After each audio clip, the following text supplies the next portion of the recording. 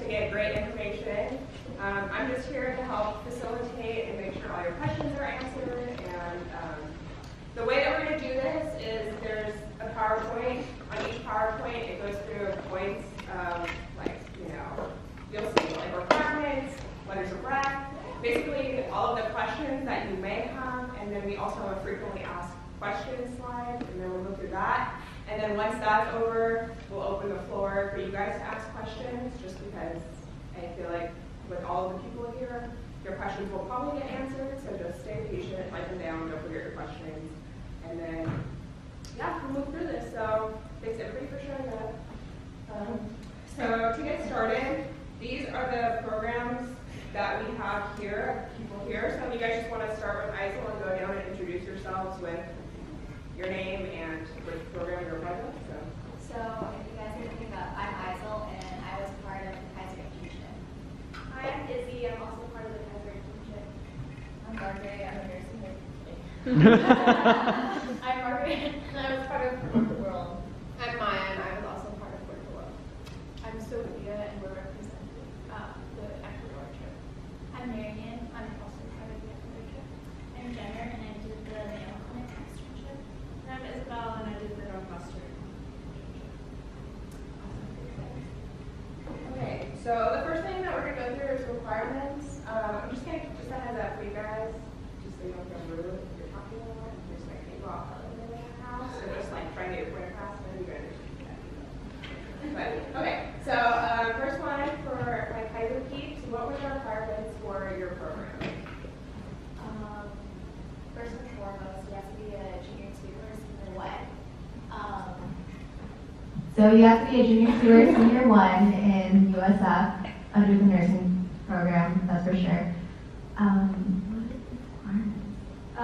There's an application that you have to submit.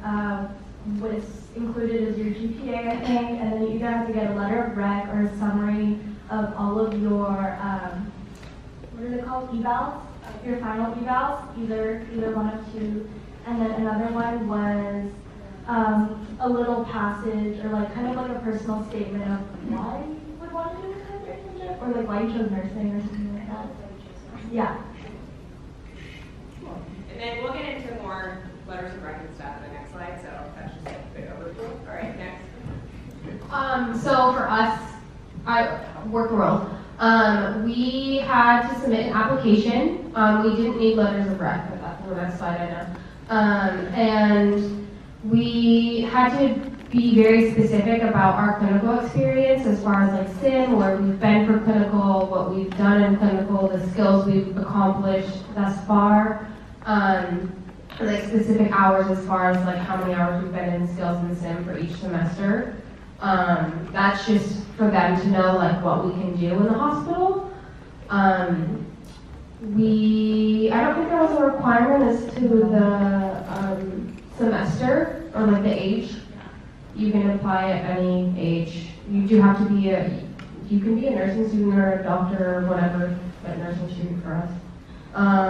With that being said, we would kind of recommend that you can kind of have some foundational skills set, because you do a lot of skills, just not, or outside of vital signs, so. Oh, and you need a personal statement as well as to why you think you like deserve being a part of Work the World.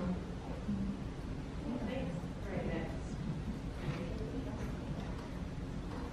next. Yeah, so for the Ecuador trip, pretty much just have a passion for sustainability, for global health. There's no skills requirements. You can be freshman 1, freshman 2, doesn't matter. There's something to do for everyone. There is a lot of skills, but it's a lot of like holistic stuff as well. It's very flexible, yeah, so it's open to any skill level. Yeah. Hello. All right, so for the Mayo Clinic in Arizona, the application was pretty straightforward. You just had to be a junior 2 or a senior 1, and you had to submit a resume that highlights your clinical experience, and also submit your transcripts that show your cumulative GPAs, but I didn't have to submit a letter of rec. They said that you could if you wanted to, but it wasn't required. And then for Northwestern internship in Chicago, you needed to do a letter of rec from clinical faculty, so I used my sophomore 2 instructor. You did need a resume, like Jenner said, highlighting your clinical experience, and then you needed a cover letter as well. Can we add something? Go ahead, go for it. Alright, so for Kaiser, we forgot. You also needed to write a resume of relevant experiences, your clinical rotations that you had done, and also within the application, it's just like standard stuff like your name, address, stuff like that. But then also you have an opportunity to put your top 3 choices of where you would want to be placed.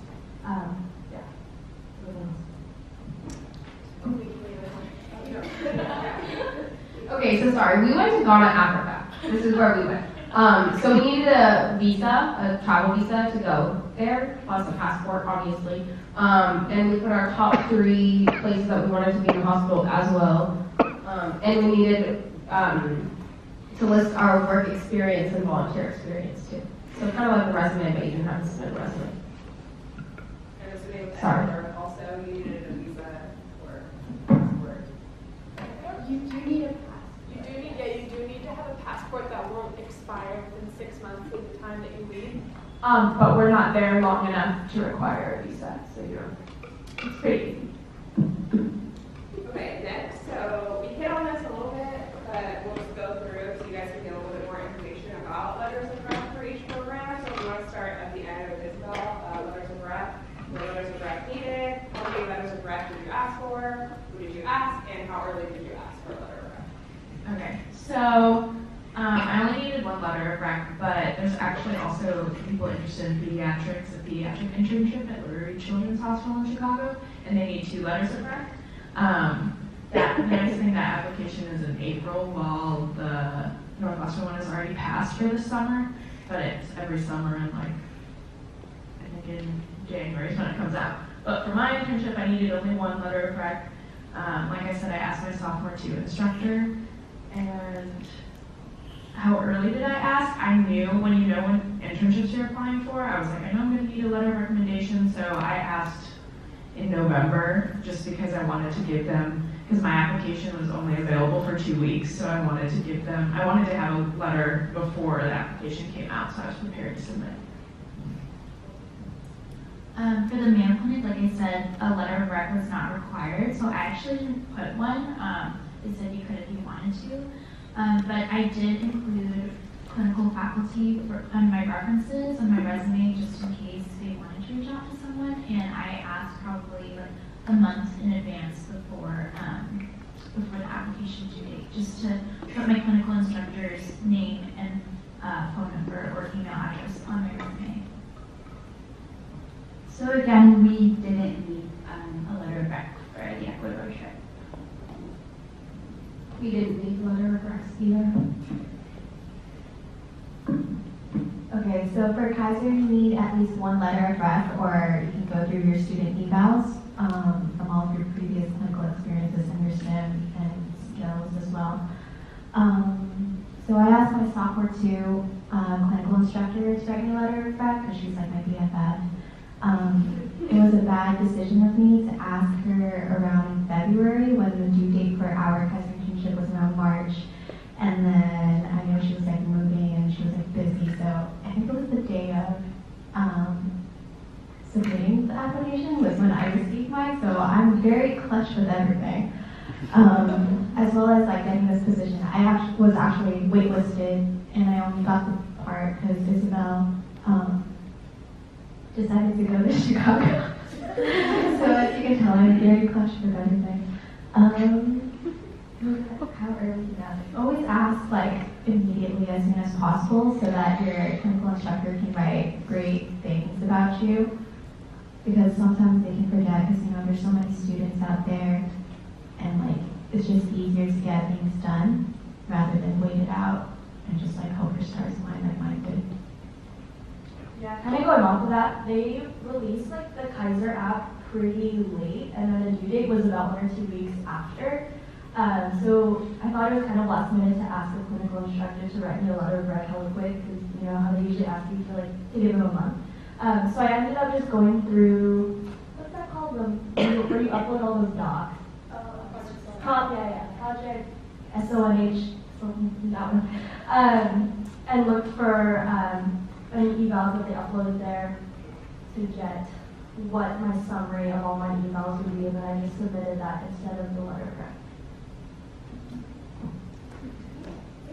Okay, next, so our expectations for the program. So we're just gonna keep snaking back and forth. So Eizyl, Kaiser, you guys can start. So our program was about, like what, 6 to 8 weeks, I think? Yeah, so the orientation process, we started getting all of our orientation going through HR around April or May, or April. And then my official start date on the unit was like June 6th or something, and then it went through either end of July or beginning of August. Kaiser is really good about giving you a specific start and end date because you are an employee of Kaiser.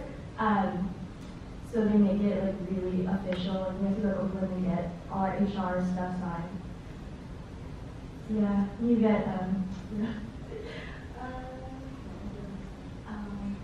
Going off of being a Kaiser employee, you also get healthcare benefits. Even for that short time period, I still get mail about my healthcare. I should work on that. What did my day look like? It honestly felt like I was a legit nurse because my preceptor really trusted me to the point where she literally stood at the corner of the room and made me do everything, which was nice because I mean, like at the end of the whole entire rotation, I was able to take like 5 patients on my own, and then on my last shift, I was the what's it called? The break nurse. There, that's what you call it. So what skills did you use from nursing school? I used everything. But the one thing that nursing school didn't really teach me was how to call like a code blue or a code purple because I accidentally called some codes on the floor. So that was like a really big Twitter moment right there. I was like, oh my god, it's called code. Did it feel like a clinical or a capstone shift? So for me, I feel like it was definitely more of a capstone shift because you're more independent rather than a clinical shift. Sometimes like the nurse won't trust you that much and they'll be like, just follow me. But since my preceptors really trusted me and like the managers were also like, oh yeah, she can handle like the workload herself, it definitely felt like a capstone shift. Oh yeah, I was on the rehab neuro floor. And then I was in the ICU in Long Creek. So yeah, totally going off Eizyl. I felt like I was really independent and I really felt like I was making that transition to being like an actual RN. From how I kind of felt, my preceptor was kind of like, all right, you're gonna sink or swim, like we're gonna figure out, but I'm gonna be there to support you. Like, not to scare you guys. Like, it was a really good experience. You really learn a lot about communication. So at least in the ICU, I got to do multidisciplinary rounds and like present on my patient like I was the actual RN, but you still had the support of your preceptor right there by you, but it's actually you doing all the skills, you doing the assessments, you giving the meds, getting to put in the IVs, things like that. So I really learned a lot. Alright, so we were in Ghana, Africa for about 3 weeks. And our day was pretty like 8 to 3. We were in the hospital, and then after that we would like go and explore the city and like go on like these excursions. But it really depended on what unit you were in also, like how your day would be like.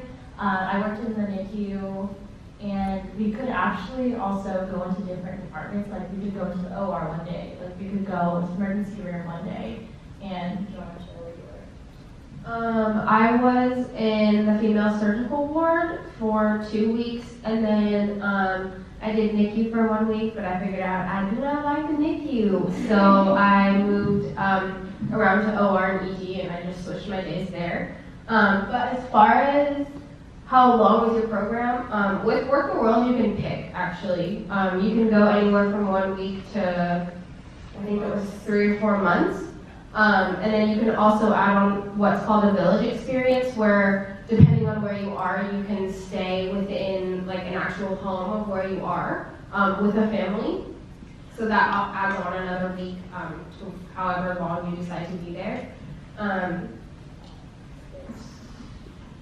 So for me, I mean, you can talk about yours, but for me, my experience on the female surgical ward, it was pretty much like a med-surg floor, I guess you could say. It was like pre and post-op surgery.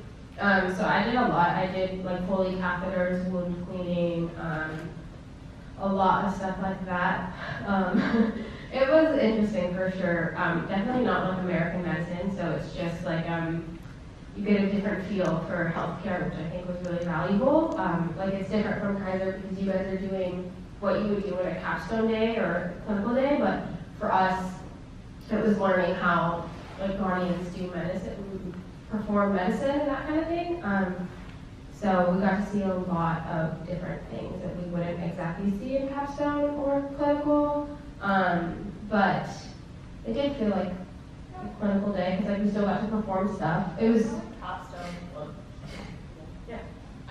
It felt like more like capstone, the nurses. It was just different because the doctors did more than the nurses, just because, you know, like different type of medicine, but they pretty much did the IVs, they did the Foley, they did the blood draws and labs. But it was really cool to see this whole new perspective, like internationally, and then bring that coming back here to, you know, America. So like learn how to use resources, learn different, the disease processes are exactly the same, but the way they treat it is different. So definitely did a lot of skills. I was able to do like IVs, Foleys, blood draws, a lot of wound care.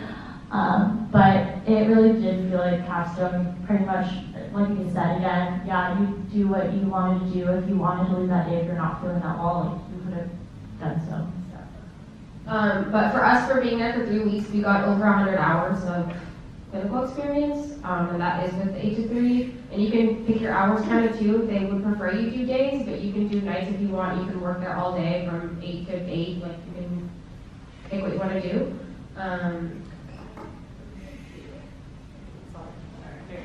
Well, we'll have more time to talk about that. So, as far as how long the trip is, it kind of depends whether we're doing it for spring break or summer. So last year it was summer, so it was about 12 days. But this year we're doing it for spring break, so it's going to be 9 days. And whether, like in regards to whether or not it's held during spring or summer, it's really just where the demand is. So next year we'll pretty much just kind of see how it goes. As far as like what a day looks like, we probably wake up around 8 or so, and then do an education initiative with some of the local schools, and that's really about because a lot of kids aren't getting education as far as health, like health and hygiene, so, and like nutrition. So we give a lot of presentations about how the importance of exercise, diet, brushing your teeth, hygiene, etc. Just sort of reinforce that. We perform a lot of community health assessments, which is good practice because I know we do that at home or here as well. And it's cool to see it in a completely different area. And basically like looking at that and what we would do. Lunch, a lot of it is clinic based, so it's going to be a lot of like vitals for sure, and a lot of like patient intake, I'd say. But there will be opportunities for wound care. What else did you say? A lot of talk about diabetes and diabetes counseling, because I think that's a pretty big issue in the area. And then after doing the clinic for probably about 5 hours, go to the beach, 'cause it's super nice there and tropical. I think that's pretty much it as far as a typical day, but it changes It up. changes every day, but that's like about Yeah. You get about, just letting you know, you get about 40 hours of clinical experience through this. Yeah, so it feels kind of like clinical, but it's definitely a more holistic approach to health, which is what I think is so cool about the trip, is it's not just like, oh, you're in a hospital, you know, doing vitals and wound care. It's mental health and exercise and diet and talking to people. Like a lot of preventative Yeah, definitely a lot of prevention. We're doing a mental health training workshop actually. So the reason that this trip started is because there was a 7.8 magnitude earthquake in coastal Ecuador 2 years ago. Yeah, in 2016, and so that was very damaging, and they're still recovering from that. And so this organization and this trip was created as a response to that, but now it's become a lot more than that. So we're still caring for people after the earthquake, but it's also preventative and just general community health. That's about it. Alright, so my program was 8 weeks long. Oh, and I was in the intensive care unit. So it was 8 weeks long, and I was expected to do 3 12-hour shifts a week. So it was really like a full-time job, and I did the night shift. So it was cool for me to be able to experience that and like realize that I'm capable of staying up throughout the night, and that I could work like full-time hours like a nurse. And so in the intensive care unit, it's a lot different than what we learn in clinicals. So because you're just focusing on one patient, so that was very different to me. And it was also my first time in an ICU. Like when I saw my first patient hooked up to like a ventilator and a dialysis machine and like 10 IVs running through a swan catheter, I was like, oh my God, this patient is very sick. But they're all like that. So it was huge like culture shock for me, but it was great to be able to experience that.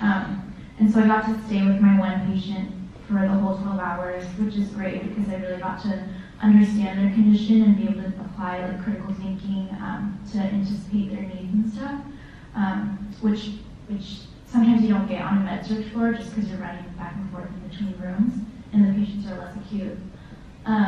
In terms of skills, I actually got to do everything that I learned in nursing school, like IVs, trachs, NGs, and a lot of catheters. And I had 2 really supportive preceptors who were always looking for opportunities for me, and like they even let me go into surgery, and so I spent like 8 hours watching a liver kidney transplant, and then the next day I got to take care of that patient in the ICU, and then I actually was part of a code situation a couple months later at the end of my externship, and it was that patient, and he unfortunately had like coded, but I was there for like compressions, and like I was there for his death because he had an infection. So it was just like an amazing experience and like introduction to nursing that you don't necessarily get if you're just at the hospital once a week doing clinicals. So in that sense, it really felt like capstone, and it really increased my confidence in my abilities to be a nurse, and prepared me a lot for my last year in college as well. And I think that's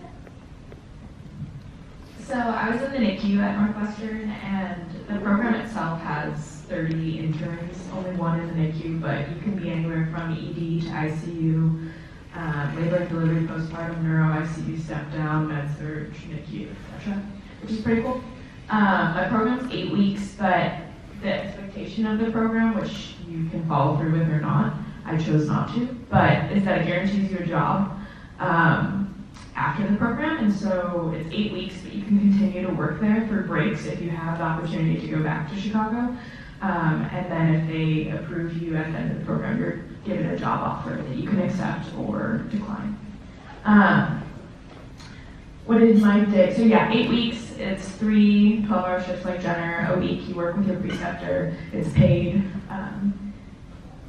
And then skills that I used in the NICU, the biggest thing that I think I learned was patient time management and really honing it, like really mastering my assessment skills. It was definitely a capstone shift because by the end I was taking on like a 1 to 2 patient load by myself. And because I was able to, you're talking like the multidisciplinary team will come around on their rounds because that's what they do in generally ICUs, especially in NICU, to each baby. And I was able to tell them exactly what was happening. And with babies, you can't get subjective data, so you have to master your assessment skills, which is really great about that. Yeah, so you're basically a NICU nurse. Did you feel it? Yeah, capstone.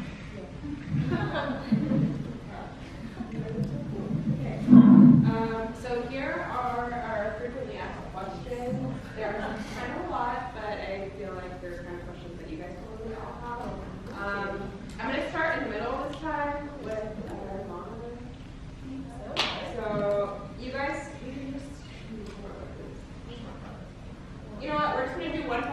time and just go around. So I think that would be the most seamless way to do it. So you guys, did USF provide any info on how to apply to the program? No. Actually, kind of the opposite. What we had to do is we had to go talk to Global Affairs, I think it was, on like 3rd floor LOMO. And we had to get clearance actually from the school to go because they wanted to make sure that we weren't affiliated at all with USF, because if we got hurt or God forbid something happened, USF wanted to cover their butt to make sure that it wasn't their fault. So we actually had to be cleared by the school to go. And USF did not help us at all. He kind of gave us some information about how to apply for visas and like vaccines, because obviously we're going to Ghana, you have to get a couple more vaccines. So he gave us some resources for that and like some global affair website stuff. So that was helpful. But other than that, no. Yeah, definitely not. This is not a USF affiliated program. And USF likes to make that really clear, kind of for that same reason of like saving themselves or like saving their own butts, I guess. Yeah, no, they've been like definitely pretty the opposite of helpful. But if you guys ever needed help like applying, we got you. We got your butt. Okay. No, USF didn't mention anything about my program. Yeah, I was, like, the program was on my radar since I was probably a sophomore, or maybe even a freshman, just because I'm a nerd and, like, Googled things to put on your resume as a nursing student. And so I knew that these things were available, and it's unfortunate that the school doesn't, like, give us more info about it. And even with the Kaiser thing, they sent it out to us a week before the due date. So it is stressful, and you do have to, like, be proactive and look for these things on your own. And so I would say, like, the summer before junior year, I researched a ton of programs, bookmarked them on my computer, and then even, like, if they had a date for the application opening, I would put it on my calendar just so I was aware of it and, like, thinking of it. And then I had all my documents ready to go just in case I needed to apply, like, in a couple days. So, yeah. So my answer is also no. I, as well as Jenner, searched all over, and in the Bay Area, the really only thing I could find was the Kaiser internship, but there's like 4 that I knew of in Chicago, a ton on the East Coast. So if you're interested in any of those, let me know. Yeah. Well, the Kaiser one's USF affiliated, so we kind of had to know. So they did provide info, but it was hella short notice, and you just really got to be on your game and be ready to like adapt to the situation and send all your stuff out. So for our application period, our application period and the year before that, and the year before that as well, they all sent the application notice around spring break, and then that's when people forget about everything, because honestly that's what I did. And then the due date was directly after spring break, and I only know this because it was around my birthday. So you have to always make sure that you're on your toes and always watch for those emails that USF sends. Never delete them because they actually do contain important information.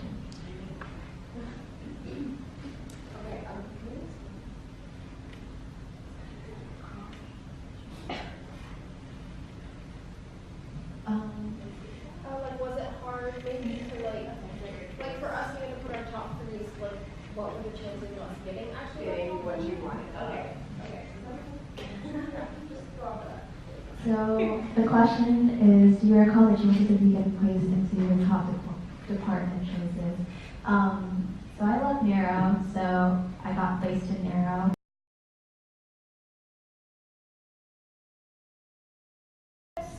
Depending on what unit you're placed in.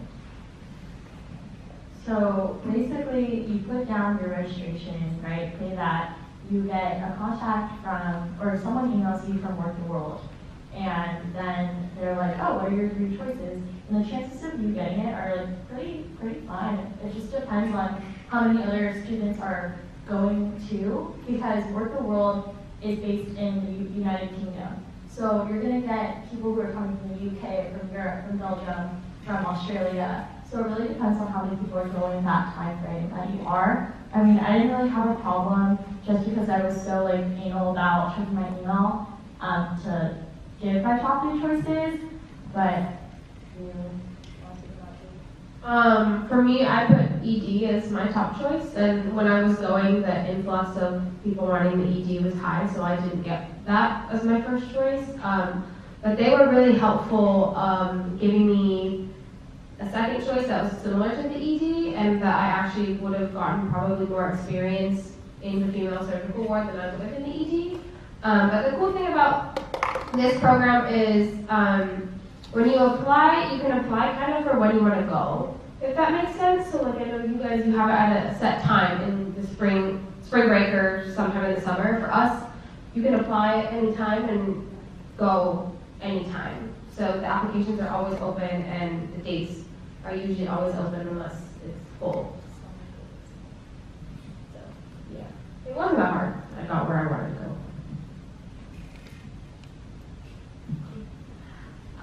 So again, so this isn't a hospital setting at all. This is really more of like, this is providing free healthcare to people that don't really have any other option.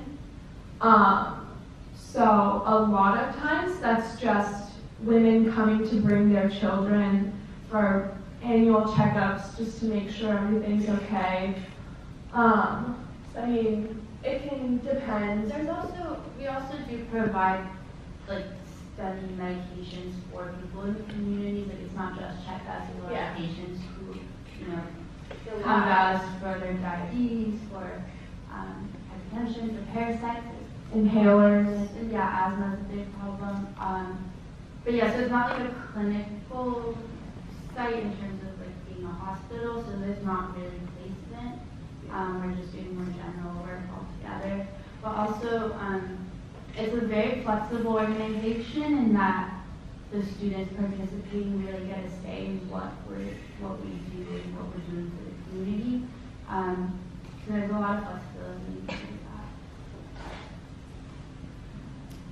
that. I should have mentioned earlier during the expectations that part of my application process involved an interview, and because the Mayo Clinic site that I went to was in Arizona, I just did a phone interview, but during that time I listed the top 3 units that I wanted to be placed on, and I ended up being on my top choice, and of the 35 of us in the program, there were 6 of us in the ICU, and the other externs that I talked to, it seemed like most people got their first choice, and if they didn't, they definitely got their second.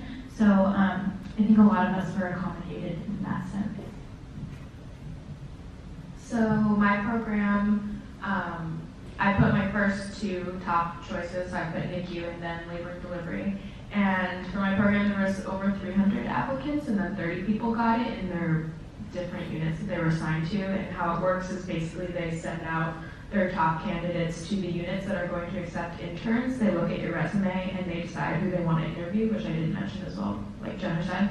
So I interviewed over spring break in the NICU because the NICU contacted me and wanted me. While there are other people that maybe wanted NICU but postpartum contacted them. And so once you interview for that selected department, you don't have the option of being interviewed on another one. You have to do what they decide for you. So I interviewed over spring break because I'm from Chicago, so I had a place to stay. There are options for video interviews. Yeah. Okay, so we've already gone over number 3, what department you were placed in. They've all talked about that. And then I'm going to combine the number 4 and number 5. So how many hours did you have to commit, and how did you manage that internship with school, like work, etc.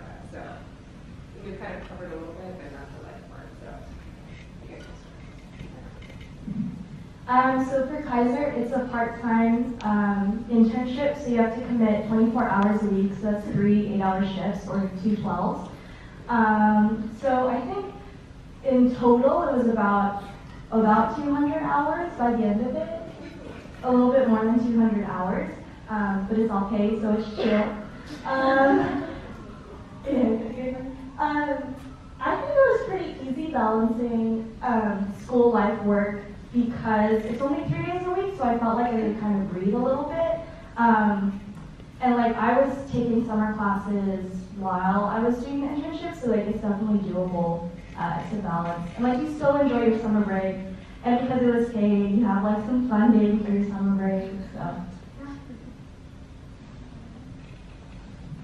Yeah, also just provide number 6 as well.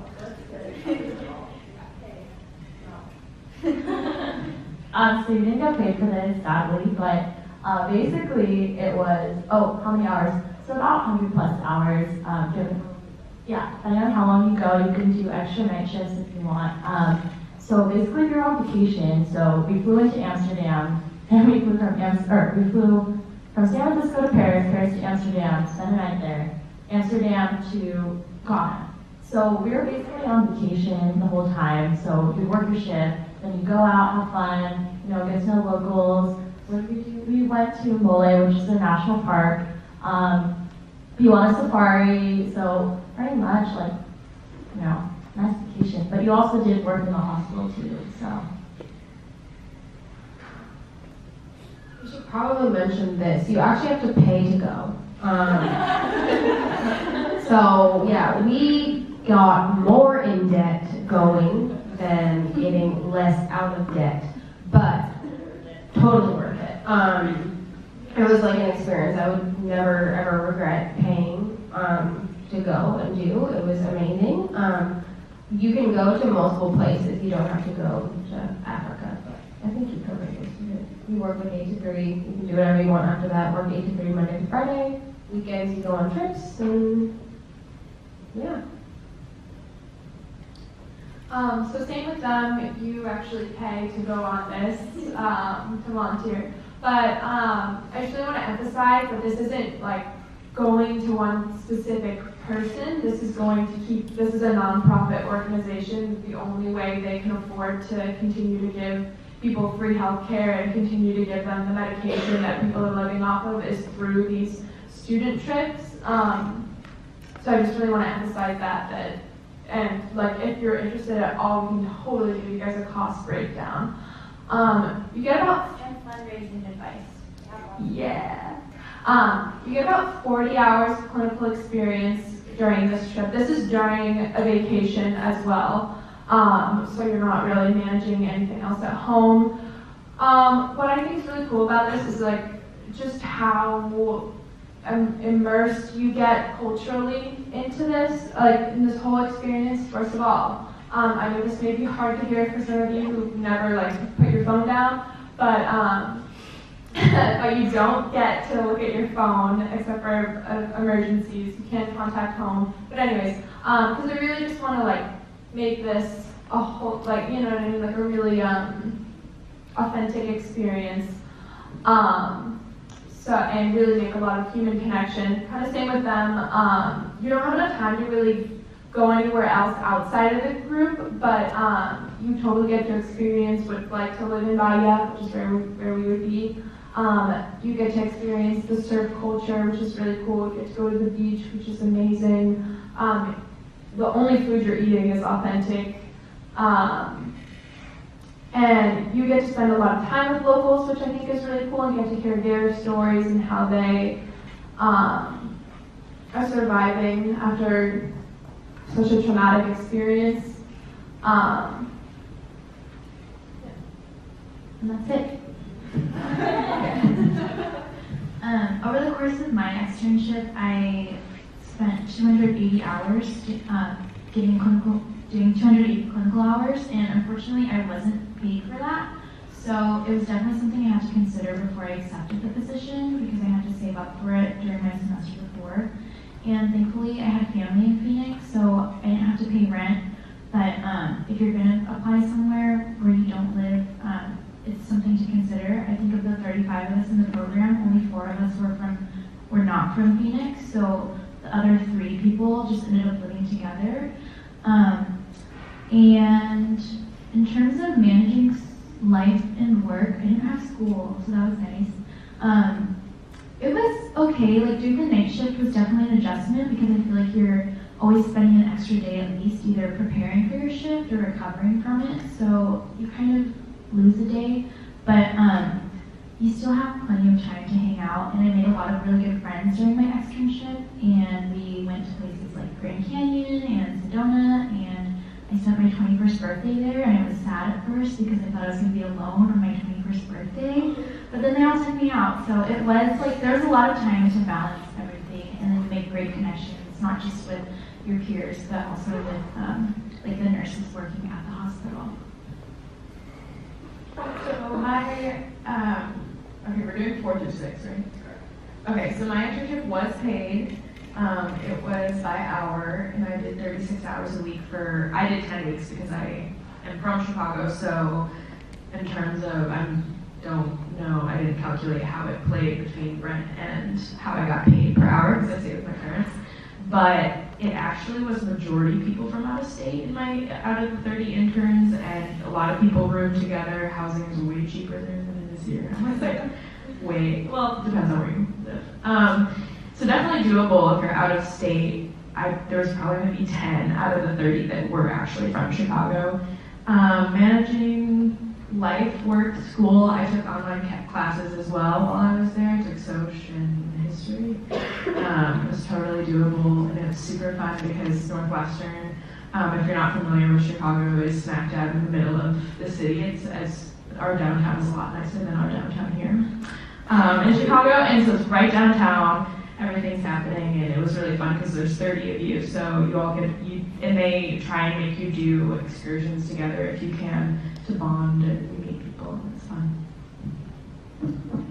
Okay, and then the last two, did your intern externship program somehow help you with your capstone placement, and does it help you prepare for the future? So also like capstone, you got programs, things like that. So I'm just gonna start with you. So absolutely, I think my internship is the reason that I got my capstone. I'm in the NICU at Kaiser, Oakland. And for my capstone, which they don't really warn you that could be a possibility, I did have to submit a resume and interview for my capstone placement. And if I didn't have any background in NICU, I'd only say why I'm interested, but this is one thing, and the whole reason they wanted the interview was because they wanted to confirm that I knew I wanted NICU, because it doesn't really prepare you for anything else besides NICU. So I definitely think it helped me for that. In terms of the future, like I said, if I wasn't from Chicago, I'd want to move there, but it does guarantee a job if you do well. So that's really great about this internship. In terms of new grad programs, I became really close with the manager, the nurse educator. They told me what they look for in interviews, and they helped me with my resume, and you get to network. So I think it definitely prepared, and everyone I've talked to says if you have an internship, your resume goes to the top of the pile in a new grad application, so there's that. I don't know that my externship helped me with my capstone placement because I'm not in the ICU, I'm a HEMONC, but it's nice to experience something different. So I don't know about that, but I do think it helped me like prepare for the future, just because, I mean, I got to interview for my externship, so that was cool to see like what kind of questions they ask, and it's all like behavioral type questions that they ask in nursing interviews. And I made really great connections with my preceptor. My preceptor actually texted me today asking if I was going to apply to the new grad program.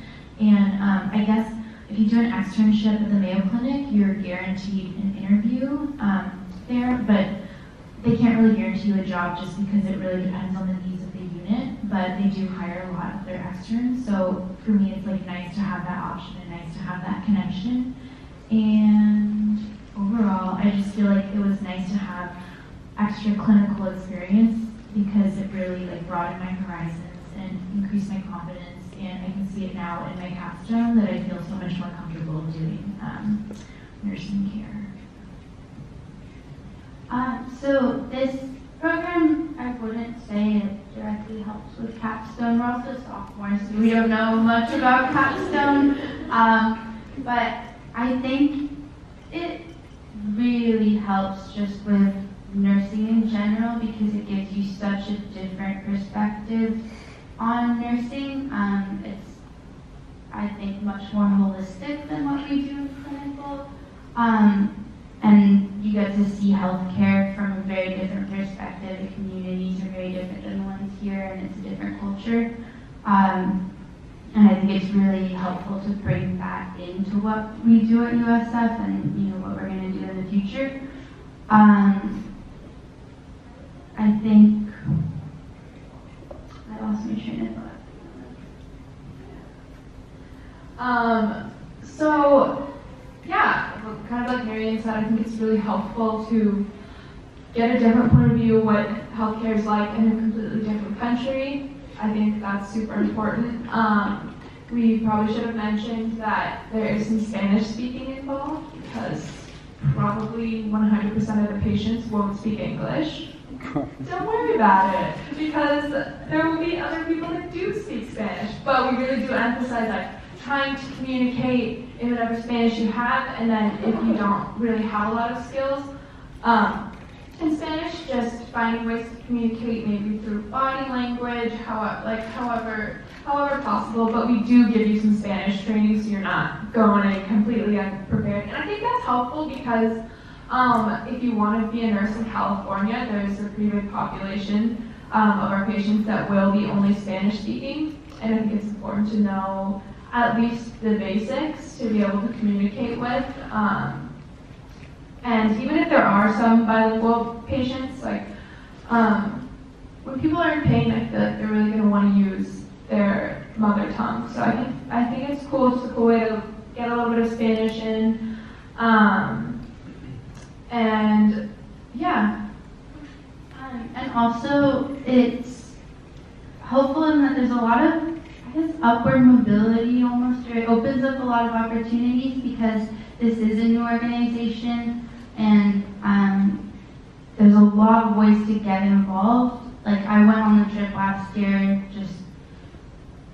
I didn't really know anything about it, and I was just a volunteer, and now I'm leading a trip with Sophia. So there's a lot of opportunities to get involved, and Sophia and I are going to need people to, lead the trip after we graduate, so it opens up a lot. Carry on the legacy. Yeah.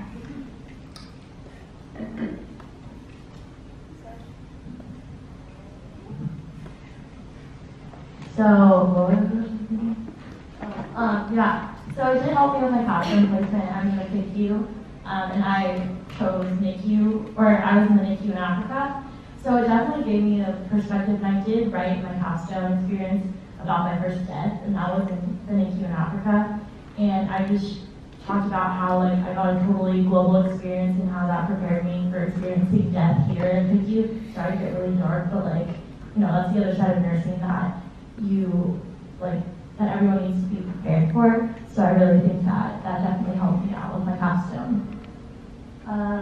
Yeah, definitely prepared me for the future in terms of utilizing resources, working with people, working with other cultures, and also collaborating with doctors, physician assistants, nurses, and everyone's English there, but I got to learn the local language, which was pretty awesome, and they were totally receptive.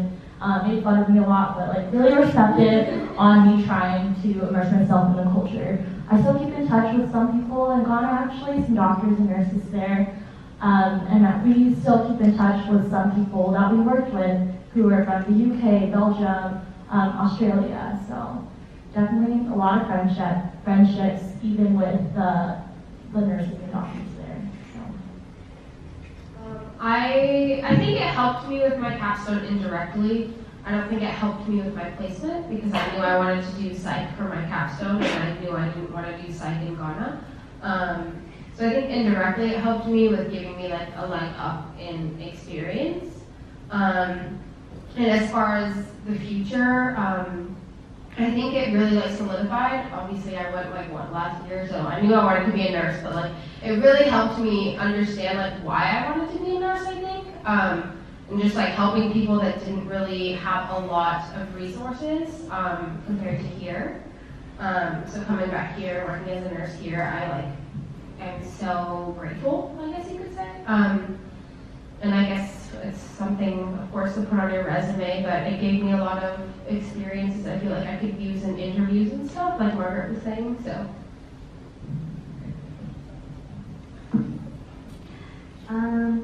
Yeah, so I think that doing my externship in the ICU did help with my capstone placement because I was able to write under my experience of ICU stuff. That was really cool.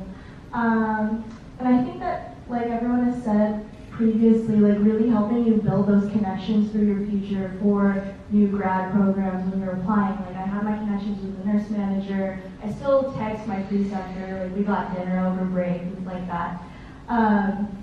And really building those connections, and also, like I said earlier, like really feeling independent and being confident in my skills. I think the summer externship really helped me bridge the gap between being a nursing student and then transitioning to be an RN independently and feeling confident in my skills and not always having to like ask, like being a little more confident, okay, yeah, I'm doing my assessment, I'm doing this. So I have a funny story. So I love Mayo with all of my heart, and that's why I got placed in Kaiser. We have Mayo for. But when it came to the capstone application, like ever since from the beginning, I knew that I didn't want to work with peds. And then the strange thing about senior one is you flip your rotation. So I started with maternity, then I did try out peds, and I realized I really love these kids. So I ended up being on peds, but I think the reason why I ended up on peds is because I used to be like a camp counselor / nurse, and I talked about it just very briefly, so I guess they picked that up instead of my love for Hero. I don't understand how they do it, but it works ways and magic. So how do I think this internship experience helped me? It greatly helped me in my confidence in being basically a nurse. Because as a student nurse, like, you always have to look over your shoulder and ask your preceptor, like, am I doing okay? Like, is everything all right? But my preceptor really pushed me into believing myself to, you know, start an IV, call a code, and all of that good stuff. And basically, at the end of the whole entire program, like, I became really good friends with the manager that she asked me to go get lunch or dinner with her, and then I still keep in touch with my preceptor. She randomly texted me that she's pregnant now, so I was like, congrats. So, I mean, it's just the relationship that you form during your program is definitely like, it's a long-term relationship. It's nice. It's like they're your work BFFs. Okay, so next I'm gonna just look through some photos. I'll have people talk about photos that we put on the slideshow, and then I'll open up for you guys to ask me questions. And please ask questions, because I'm sure if you have a question, somebody else also has that question. So don't be shy, ask questions. And then, yeah, okay. So, Izzy, how cute is she? 7:30 in the morning, y'all. I have no makeup, no nothing. So the right one is with me with my two preceptors. Yeah, they were the ones who really pushed me to do a lot of the nursing work, but we're still there supporting me by my side. And then the other one is my main preceptor when we went to get dinner in December. So that was fun. So yeah, definitely keep those connections up, because you never know when they'll come in handy. So these are my pictures, the one where there's 3 of us. Those were my preceptors, basically. The one who's hiding behind me is my main preceptor who really pushed me to my fullest. She's pretty shy when it comes to the camera, that's why she's hiding.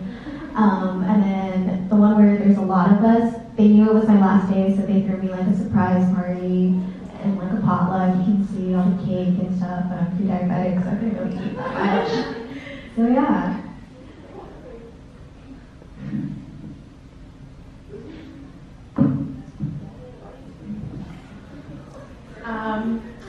So that's just me and a couple of the people that were in my internship. What I love is the photo on the right, because so on the left of the right photo, that's NM for Northwestern Memorial Hospital. And so Northwestern is a huge campus right by the medical school that has, and it's what's cool. So I was in a level 3 NICU, and all the neonatologists of my NICU were Lurie Children's neonatologists. So Lurie Children's is equivalent to Lucille Packard. It's top 8, I think.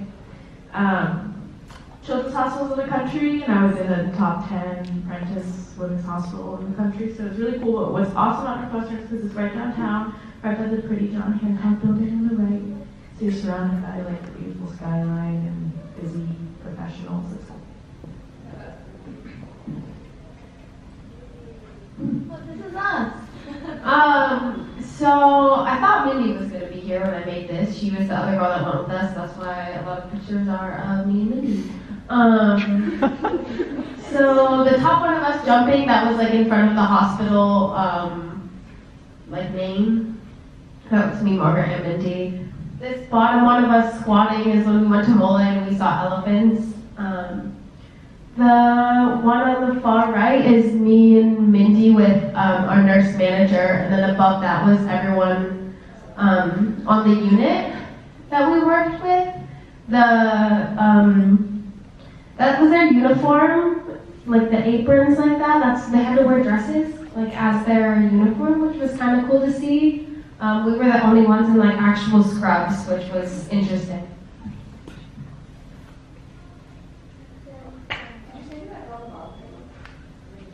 Oh yeah, she was like the nurse manager. Yeah. Yeah, we have another one. The top one is the house that we stayed at. Like we actually stayed at like a full house, which was really cool. And those are some of the people we stayed with. And that's part of what we pay for, is like staying in the house and having people make us food. Yeah, we have cooks. It's pretty cool. It's pretty bougie. The bottom one is when we were in Mole, and like that's like the national park, right? The green. And we actually saw elephants like walking around down there as we were in the pool. That's the special needs school that I went to one day instead of going to clinical. I went to a special needs school, just got to experience that whole thing. So like there's options to go do stuff like that, or like going to an HIV clinic or that kind of thing. What? Oh yeah, just kidding. That was the orphanage. I went to an orphanage too. So that was the orphanage. It was really sad, but also really fun. And then the other one, that's Mindy or Margret, and then you.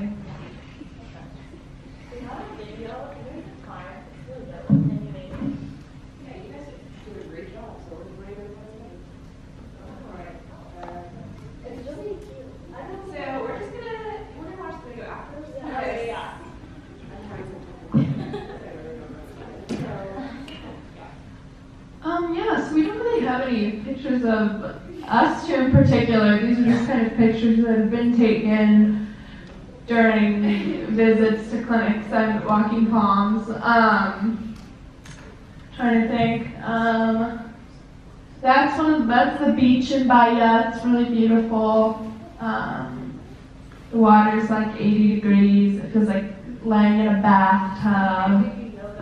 Yeah, sometimes you do yoga on the beach. It's supposedly bioluminescent. I haven't seen it yet, but that means like the waves glow. It's really pretty. That little cutie is just one of the kids from one of the towns we go to visit. We do a lot of like music and yoga therapy as well, which is what that big circle is up there, the big circle of people. And that guy, we partner with an organization called Hope Music, so we get to sit in on some of their presentations. It's pretty cool.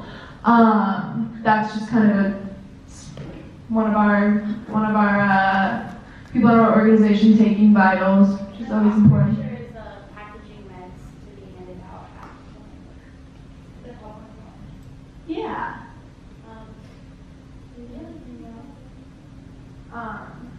Yeah, pretty much. These are some pictures from my experience in Phoenix. The top one on the left is me and my friends on our last day. We had a little end of externship reception. And then the one on the right, they're all my friends on my 21st birthday, when I first had my first legal beverage, alcoholic beverage. The top middle picture is actually my dad, who drove me to Arizona and dropped me off. He thought he was cool sitting in the golf cart in front of the hospital. And then the bottom two are just some pictures of Sedona, Grand Canyon. I also got to drive to Palm Springs.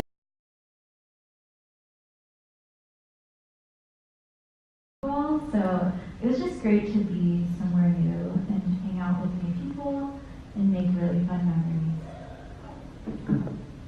Okay, I'm gonna try and play this video. Does anybody have any questions for everybody? They cover a lot of info, but also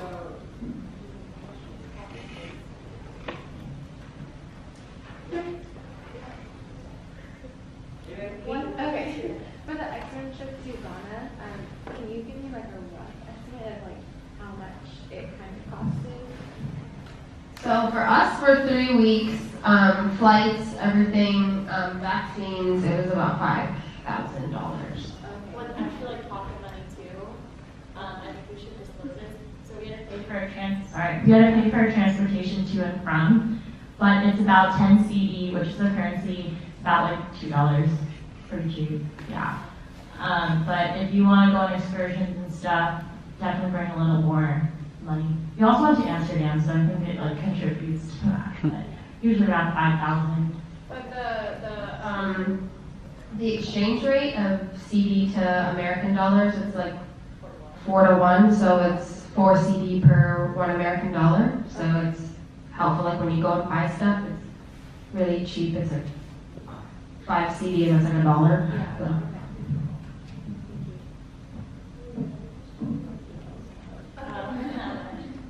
And then, of course, if you like go for less amount of time, it would be cheaper, right? So.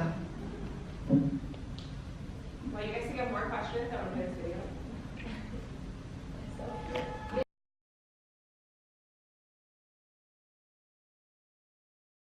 One, does the unit you put as, or like does the unit you get placed in determine which location, like which Kaiser location you're at? Like if you wanted to be placed in a certain location, could you choose the unit? I don't think so. I think it's kind of like Capstone, where it's like you just put your top 3 choices of unit, and then depending on what units will determine the facility.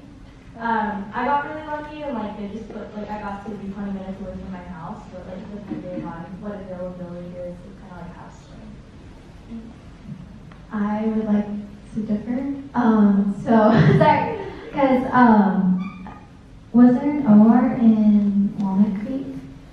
No. So there were 5 of us that were placed in Vallejo.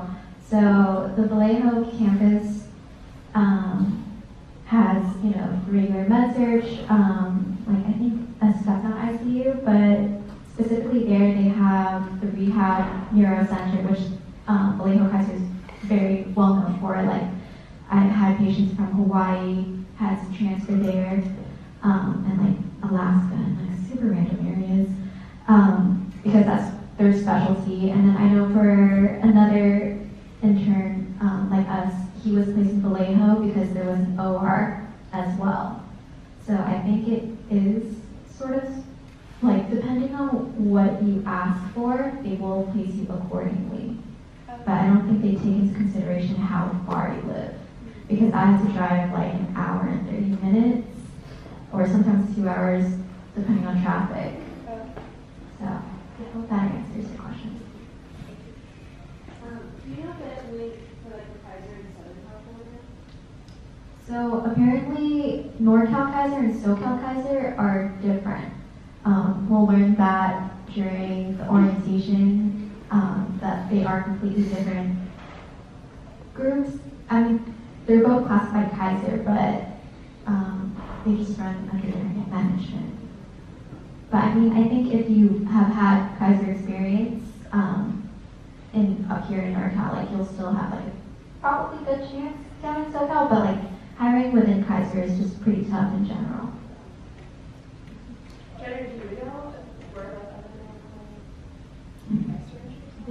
So there's actually another Mayo Clinic externship in Rochester, Minnesota, and that's the Mayo Clinic's main campus, and I wasn't accepted to that one. That one has a lengthier application process, like you have to do a personal statement. You didn't need a letter of rec, but a lot more people apply to that one, and it's also paid, and that's probably why so many more people apply. So it definitely is more selective, but Rochester, Minnesota.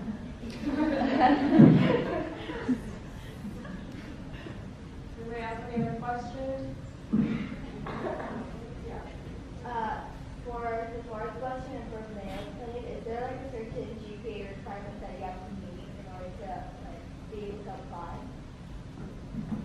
I want to say mine was 3.0 or 3.5. I feel like it was just 3.0 actually. For mine, there wasn't.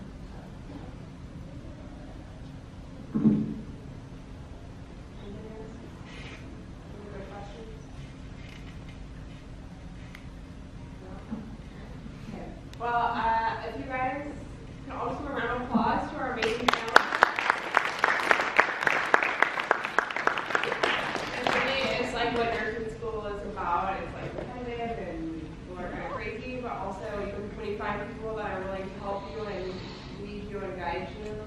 It's great, and utilize your resources. NSA is awesome. There's tons of people in this room that are in NSA that are more than willing to help you. We've all been through it. This shit is hard. Also, MSNS for you male student nurses. They're super fun. I love all the MSNS guys. Like, who doesn't love a male nurse? And then, yeah, you know, it's true.